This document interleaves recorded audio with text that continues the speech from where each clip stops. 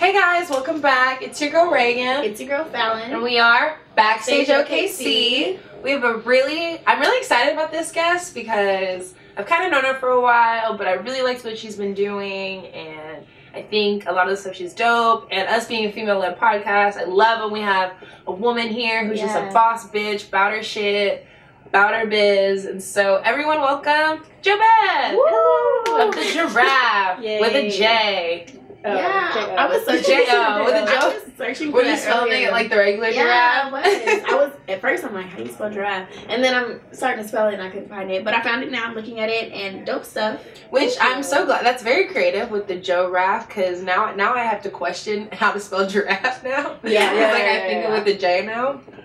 So, we've kind of known each other for a while, like just through mutuals. But I think I've been knowing you more with your business. And you kind of you started repurposing old jeans, right? Yes. And now you've moved on to more fuller attire, right? Like more. Yeah, I've graduated from like tearing shit apart to the sewing machine. Whoa! So I'm moving on up. So you're one step away from damn, what's that design show?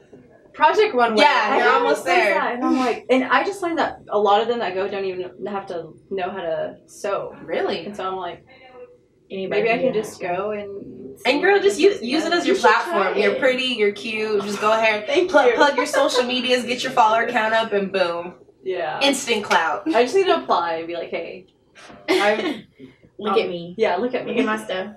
You know you want me. So kind of tell us like about yourself, how you got started, and where you want to go. Okay, so I started. I don't even know where to start. Well, it looks like you started like right before college or in the beginning of college. Because I'm sorry, I'm reading on you right now, and it looks like you started, in-house with your roommates as models. Oh yeah, that was in the end of 2016. Wow. So I've been doing it for over a year now. But the crazy idea came upon when I put on these one pair of shorts that I recreated. And they were the first pair that I've ever thrifted, ever. And they were too big for me. And I just remember sitting there staring at myself being like, at one point I was too big for them. And I hated myself. I hated putting them on. And I still look at the tag and see that size 10 of a vintage men's size, 1920 Lucky Brand. And all of a sudden I, recreated them. And when I put them back on, I felt good.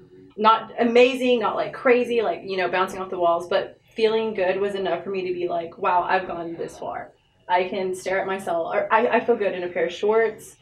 If I can accomplish this, as stubborn as I am, I know I can help other people. And then I ran to my roommates and I was like, guys, look at my shorts. And they were like, Joe, these look expensive. And I was like, good, because I'm going to start selling them. I was like, it was just like that feeling when I put it on. I was like, I felt good, and I was like, this is not even about me anymore. I have to do something about this. I need to share this feeling. I need to make sure that other people, I know I'm not the only one. Other people need to be able to put a pair of clothing on and be able to want to like rule the world. Right. And so I kind of started doing that, and it's been a year, and I've had people already return their shorts and be like, it sounds like we're talking about myself like this, but they're like, just watching you like accept yourself and hearing your story and really, because I do get pretty personal with a lot of clients sometimes, and I've learned that it helps them know that, hey, even though like on Instagram you think that I have my shit together, let me tell you, I don't, and I did it, and it took me years to. Yeah. And it was just it's really cool when there's clients, just guys and girls, bringing back their shorts, being like, I just feel better, I'm in a better place. These shorts are really magic. I put them on, there's not a size on it because I cut them off. Right. And I really, I feel the love. I feel the magic. And it's a literal sisterhood of the traveling pants. That's what people say. This is literally, it's IRL. I never saw that movie, but I have a question. So do you redo things that you purchase, or can someone bring their own vintage items to you and you redo them? Both. There's people that they're like, hey, this was my grandpa's, blah, blah, blah, and can you do this?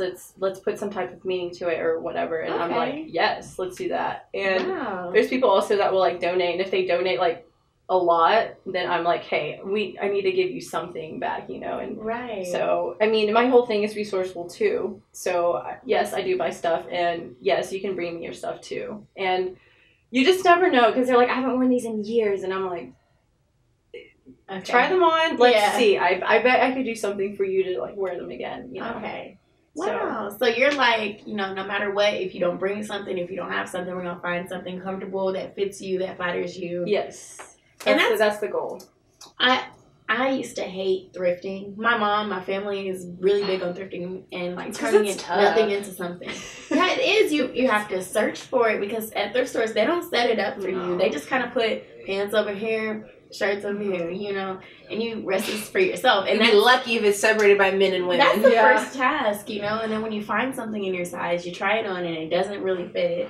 And then you're frustrated because you spent all that time, Yeah. So, I mean, you are kind of like that middleman where we'll pull it up for you or if not, help it accommodate for you. Yeah. And thrifting has been, it's always been like, I feel like real niche, and it goes through like being really trendy, and like now there's a good market for people who will pay for these thrifted clothings without having to go find it. Right. Yeah. Because I remember when it was like really big in like 2012, 2013 to like go make your own high-waisted shorts, like when high-waisted shorts had just come back in. Yeah. One of my favorite high-waisted shorts today are like a pair that I went to their store. They were jeans and I cut them because...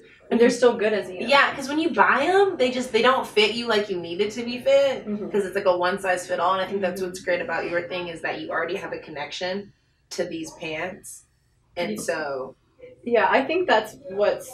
My favorite thing is that, so because it's thrifted and because I cut off all the tags and things like that, nobody knows if technically you're wearing men's jeans or female's jeans, Yeah. And I mean, in the end, or does it really matter? It doesn't matter. And I think that the coolest thing is that the only reason why it is men or women's is because somebody slapped a label on it in the first place. And so, I mean, all of my jeans are men's. They just fit my body well. Because I've learned how to dress myself and how to like flatter the features that I want to kind of stand out. And so when guys and girls come in, it really just depends how your body is after a measure and whatnot. And if a female's jeans fit a guy better, then they're going to wear it. And half the time they know or they don't know, but either way they don't care. They just want to look good. And so it's a win-win for all of us, Do you ever do pop-up shops like in the city? Yes. I've definitely been trying to sign up for more. In the summer, the festivals are long and fun and exciting.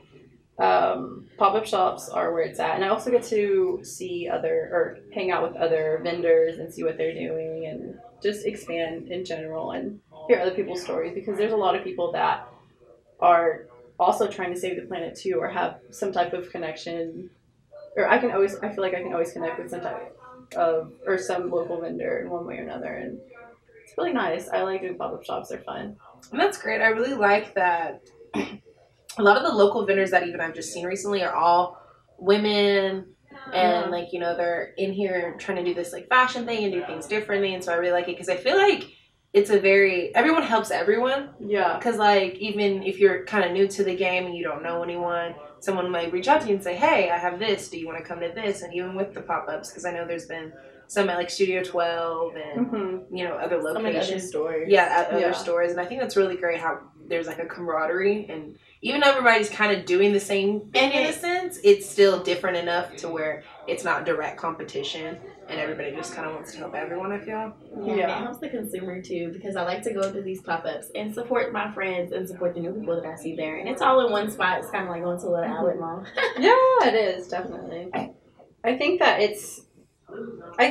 there's, you're always running to those people that are like, hey, I'm going to help you. This is what you do, And then sometimes you run into those people that, they are threatened by you or they're scared or they just are someone that doesn't believe that by helping you always win, Right. And I think that's, if anything, that's their loss. But for the most part, I've been exposed to a lot of helpful people and empowering women, especially. I think that's the coolest thing about my thing.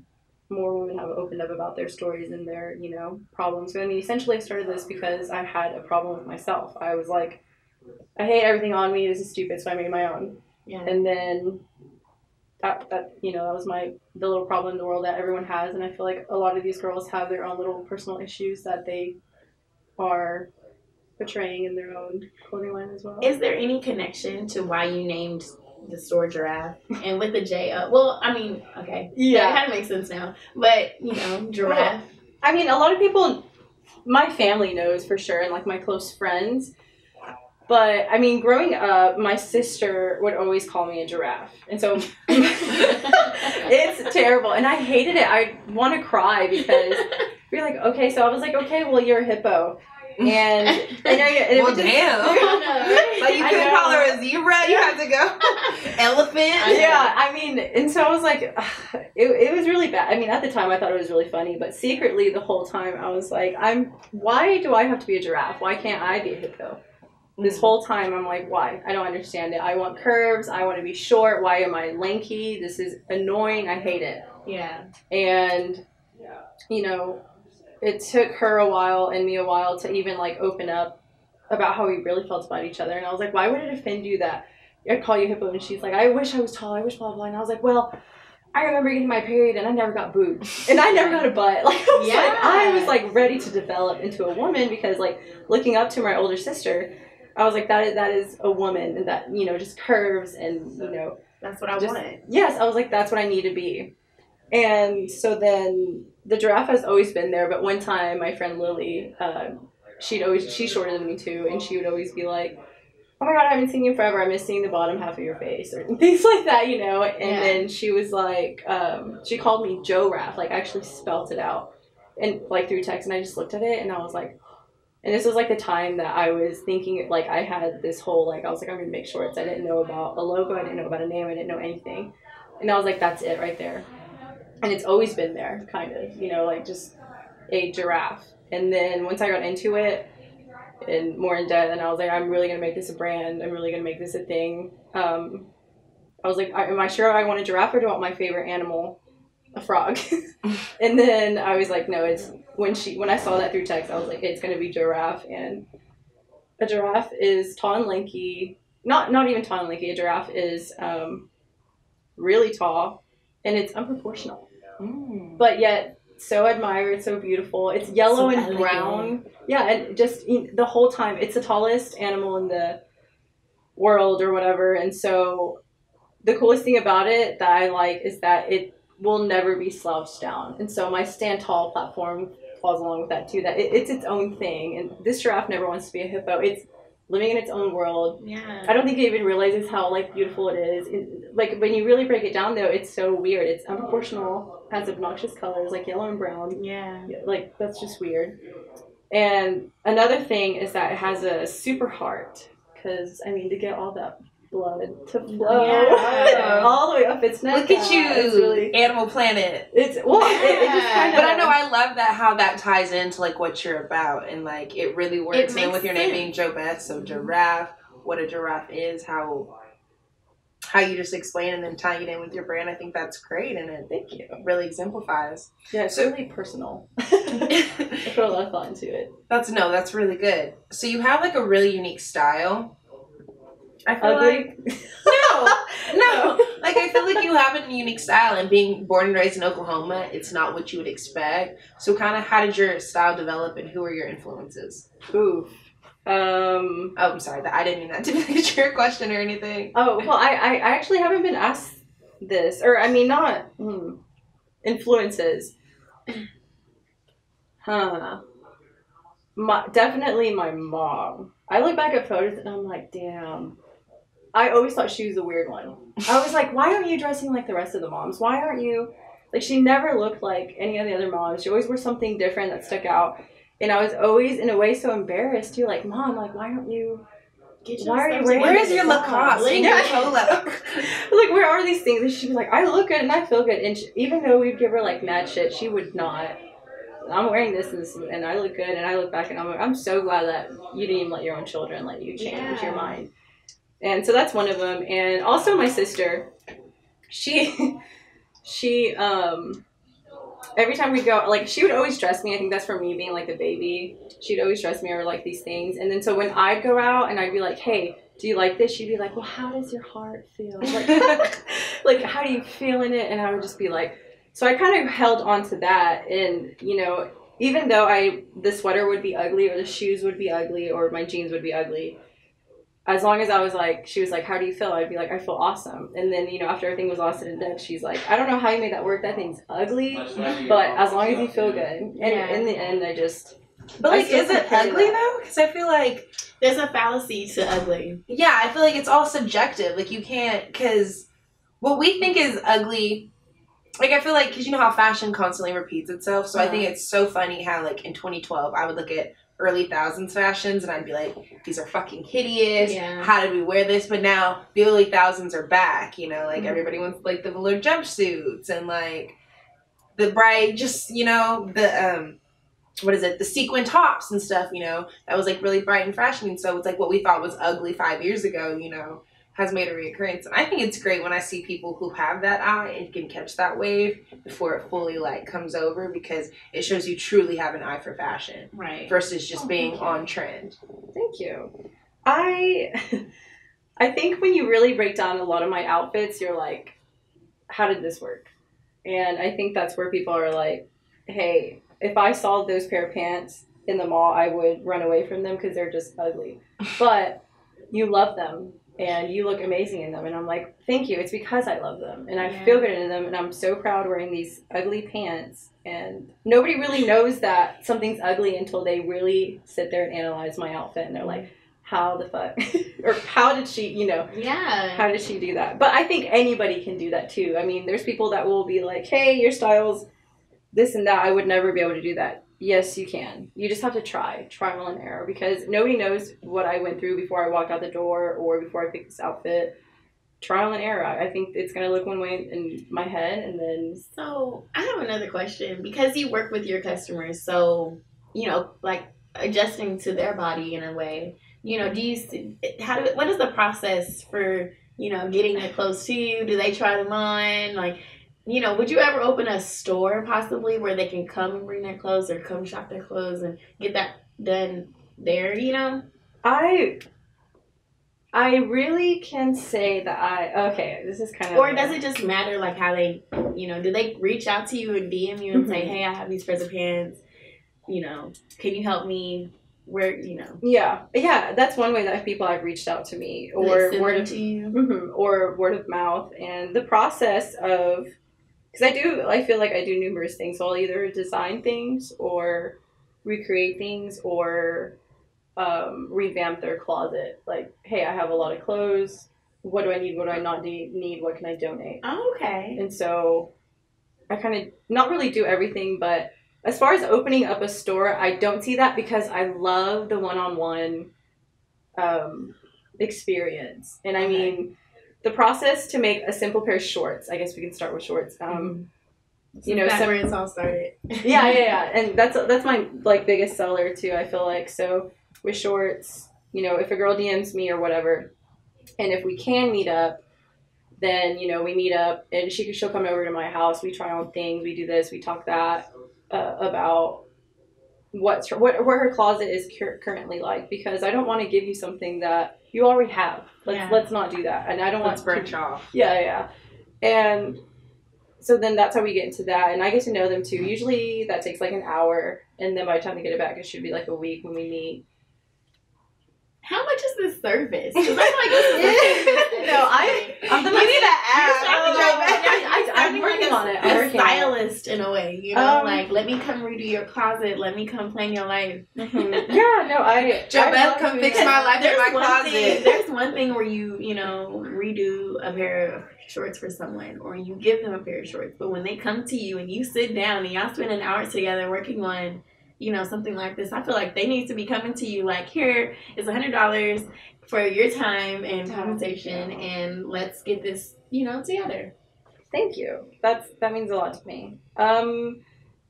My shorts sell averagely for like $40-$50 now. Okay. Which I think is awesome, because you are also buying a lifetime guarantee. Like I said, people have already brought back their shorts or jackets or things that, whatever, after a year, and they just pay the difference for the new shorts. It's not like I can't resell the Right. new ones if they're still in good standing, you know, which they should be unless they didn't take care of them. But it's been good so far.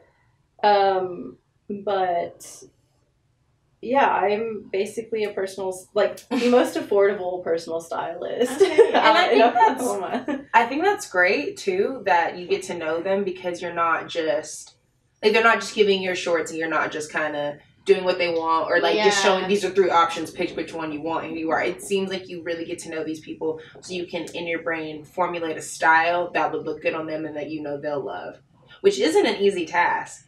It's not. Sometimes I used to have, like, last year on this time before I moved back home, I was still in Norway, you know, it was like after being 4 years. So there were girls coming in my house very frequently.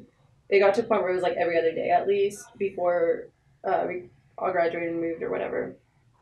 And I like look back now and I'm like, oh my gosh, I was at an all-time high or something, because now I limit it to 1 person, maybe 2 per day, just because there really is a lot of mental exhaustion, I guess, that kind of goes on. Of course. In a way. That's why I'm like wondering how you tax these people, because they need that's $100 of time that Because Val be ready to tap out on girl time too. Yeah. So, like, I see this girl maybe once a week.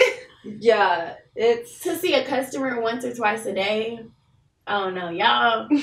You know, but I mean, you probably have a lot of girls who are in college, right? Yeah. A lot of the OU girls who go to a lot of events and parties and need shorts, need pants, need dresses, you know, and things like that. So, you know, and they don't always have a budget to be like, you know, going to people who they want to go to, you know. So it's nice to have someone who is affordable, who is a trendy, who, you know, is going to take their time and actually help you. Because there's a lot of girls out there who aren't that fashionable, and their friends don't be helping them either. Yeah.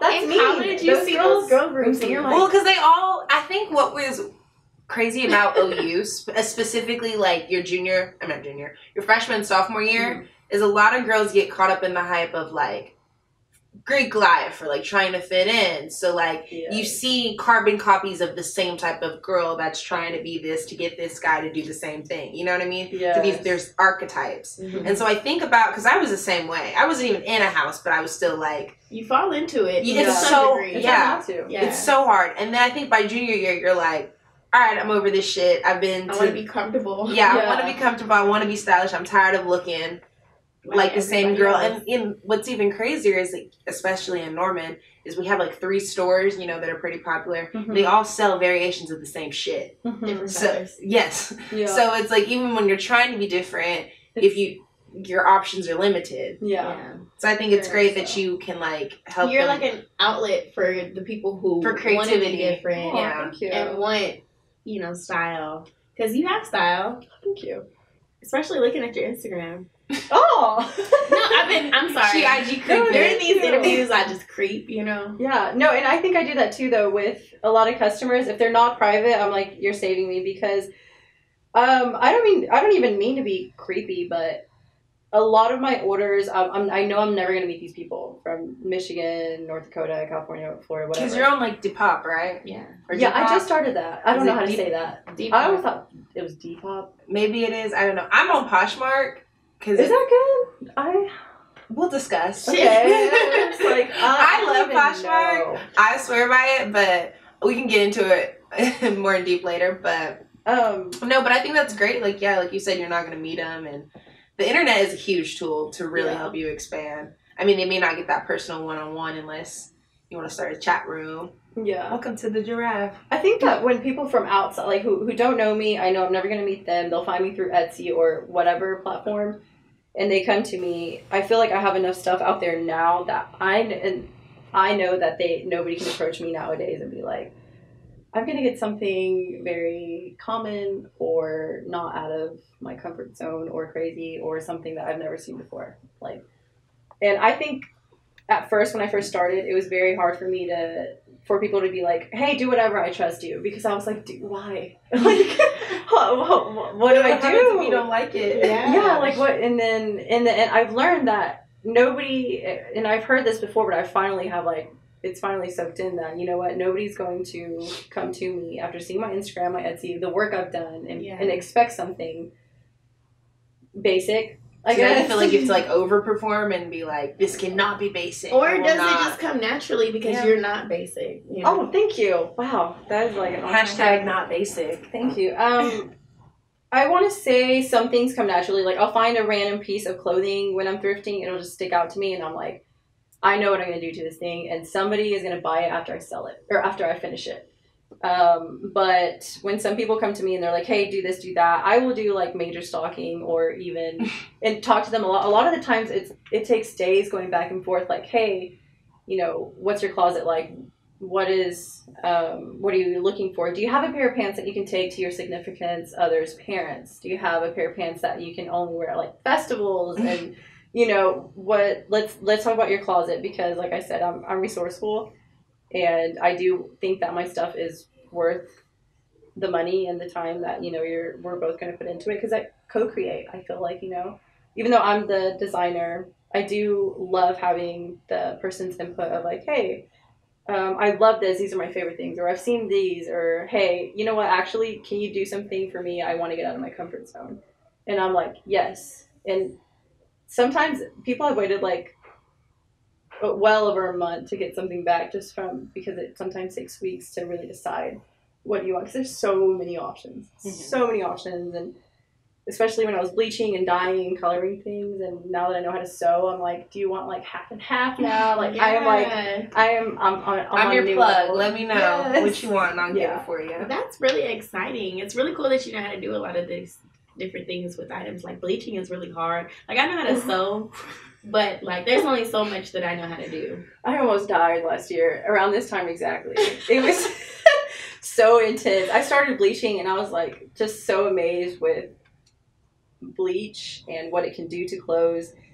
I also lost very good items because bleach eats your clothes. Yeah. And so, you know, you gotta be careful. You have to have like so much bleach, so much water mixture. You can't be too intense, or it'll eat it and you'll have little holes. Oh, I didn't know. I was just like boom, boom, like splatting bleach everywhere. And then I remember my skin was starting to feel nasty and just rough because I wasn't like wearing gloves, but I also wouldn't keep track of time with how long I was bleaching. Right. And so I was just soaking my hands in bleach without gloves. Sometimes I'm like, oh, I'm gonna do a little bit. And it's 4 hours later, and I'm like, wow. It got rough, and I got smarter. And one time I thought I bought really good gloves, and I didn't. So it seeped through the whole time, and it ate my skin on my hand. I had like a picture of it. Oh my gosh. No hair on my hand. I mean, that's kind of good. It was kind of, I was like, is this a new method? Did I discover something? Is this like Nair? Are you going to make a YouTube tutorial? Yeah.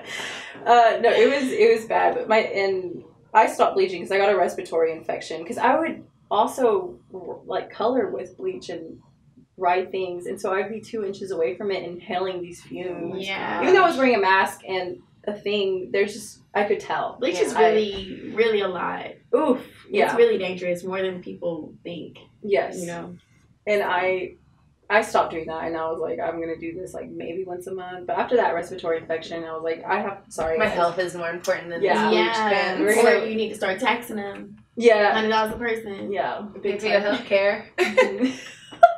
Pretty right. So where do you kind of want to see yourself in the future? I know you said you like the one-on-one that's aspect. Gonna become too much. Yeah, I was gonna say, are you gonna see yourself? Yeah, you're gonna see yourself branching out and maybe coming with more creators, and then kind of. I've already branched out as in like this is a goofy thing. I'm so possessive with my baby. I'm like, it's mine. You know, like I don't want anybody. I don't want anybody to help me design anything, touch it. Don't help me bleach. Don't help me wash. Nothing. And my roommate last year, Stacy, took over my Instagram last year. And I look back now and I'm like, I didn't even know what I was doing, but she did such a good job. And so like 2 weeks ago, I was like, hey, I really need help. And every day I text her, regardless because we talk every day, but every day I would text her and be like, hey, what caption do I put? Hey, how do I edit this? Hey, she was already basically taking over anyways. Yeah. And then she finally took over, or officially took over last night, and I wanted to cry. I was like, oh, my life is. That's why social media is a job now. Good. Yeah, no, it really is. Like, people will hire you to run your social media. It's like your Instagrams. Your personal and your business. Well, if you don't want people following your personal. Oh, either way. I think more people follow my personal one. I try to send them to the other one. But, yeah, I have the OE fashion show. It's going to be my 3rd OE fashion show. So, is it free for those who don't know or have never heard of it? As of now, I'm pretty sure it's free. And I've heard something about there being an open bar to a certain point or something. Wow. Well, I know there's going to be a bar. I want to say. At I wanna go OU, Thursday. I'm surprised. Yeah, Look at them. Yeah, it's going to be really cool. Exciting. Yeah. Back to, or what did I feel like I never answered like any of your questions. Oh, just tell us what your ads are. So for your personal Instagram. Oh, like at DMU. personal Jobeth.solis. Do I need to spell it out? SOLIS. I think they just needed to know how to The spell last it. name, yeah. And then my brand Instagram is the .Joraff, JORAFFE. You can search the giraffe on Depop and Etsy, right? Mm-hmm. So if you guys want to, look online, examine her work, see what the masterpiece. Yeah, I mean, people are definitely going to be buying some of these things. I see some stuff I like already. Yay. I wish I could work faster. Sometimes I stop playing Slow and all-nighters. steady brings the rest. Because the thing is, it's like wearable art, and so your name's attached to it, so you don't want to put anything that's like half-assed or not quite what you want. So Do you label anything like a stamp or a... That would be kind of dope, a little giraffe. Now that you know how to sew. I wanted to like sew like little J's and things like that. When I first started, I bleached a giraffe in all of my... Oh. I want to say my first 50 items I've ever made have a giraffe like somewhere. So those are exclusive. So if you got that bleached giraffe. In the future, Yes. 100 years from now, people going to be selling That's that on eBay. yeah. I really think that's going to be a thing. I'm like, I didn't even keep any of them. But I could look at clothes and be like, oh, I made that, or oh, you bought this here, you bought this there. Because since I make everything with my hands and fringe with my hands, and I can see that I did that. And if somebody was wearing something that I made, I just know. I kind of have my own little things where I try to stray away from. I know I can separate things from manufacturer to like if I handmade it. Mm-hmm. And sometimes people will be walking wearing some stuff and they'll be like, did you, like I saw my friend wearing your clothes and I knew it was yours just because of the way it was made. And I'm like, oh, so you can't tell. So you have a look, a style. I hope so. I think so. If you pay attention, you can definitely catch on. But I'm really excited. I love where it's going. Weird enough, when I was little, I was like, I'm going to be a shoe designer. I was like, I don't know how, I don't know what. But now I'm like, wow, I'm actually leading that way. Yeah. That's definitely the ultimate goal. Really, shoes would be the ultimate goal? Yes. That is really cool because I don't know a lot of people who have interest in making shoes. But yeah, there's so many different things you can do with shoes. You know what I'm saying? That's the greatest thing about being a creative is that the sky is the limit. You can kind of do whatever you want. You set your mind to, and it's really hard. It's taxing. Sometimes you're just like, "What am I doing? Is this gonna go anywhere?" Yeah. But at the end of the day, when you make something that you're really proud of, it's the best feeling ever, and it makes you. It kind of just like makes everything else worth it. Yeah, absolutely. I learned a word, Meiraki. I think that's how you pronounce it. But everything that you make has a piece of like your soul in it and love or whatever. And after I learned that word, I was like, that's what I do. I feel like that's why I feel like I'm so mentally exhausted after making like one pair of shorts or something, because I just really did put so much into it. And I love it. I'm so happy, and I feel like everything I did was worth it. And I can tell too, when like a customer puts them on and they dance in their clothes, I'm like, I did my job right. Yeah. And so far, it's basically been like that, Well, that's good.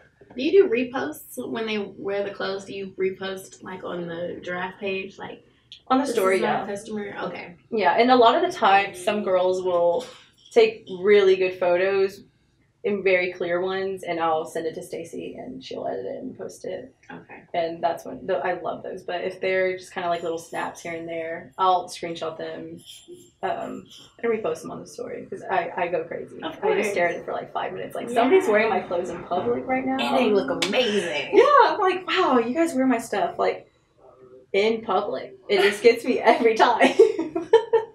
I know it sounds crazy to say, but I'm like, that's me. That's. I hope I never get that. It should make you proud. It should make you feel fulfilled. You know, like wow, like someone is out there repping what I made for them. You know. Yeah. Which means a lot. Means a lot about you and what you have to offer. Oh, thank you. So, I love it. I'm having a good time. I don't know what the hell I'm doing, but I'm still going. I feel like that's what really matters. That's all that matters. Yeah. Well, Jobeth, thank you for joining us and kind of letting us pick your brain and get like an insight of who you are and what you do. I think this is really great. Anybody that listens to this will probably like see how what's the word, genuine you are of really wanting to help them. And so if anyone was ever nervous before, I'm sure you're clearing up their mind and they're sending a DM right now. Yay. And they're going to want to be a model coming up for the show. Can't wait to see that. Can't wait to see what you have in the fashion show. Yeah. It's going to be a really fun event.